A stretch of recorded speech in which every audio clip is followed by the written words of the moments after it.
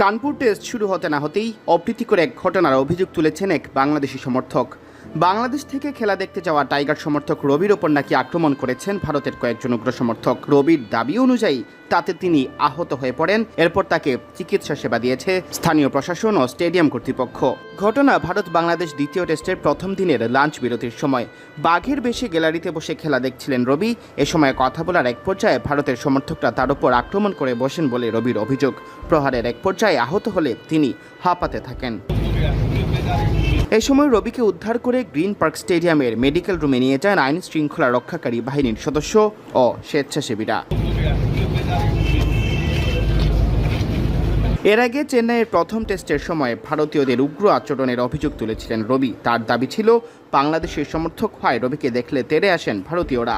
বাংলাদেশের সরকার পতনের পর থেকে ভারতের অনেকেই বাংলাদেশিদের দেখতে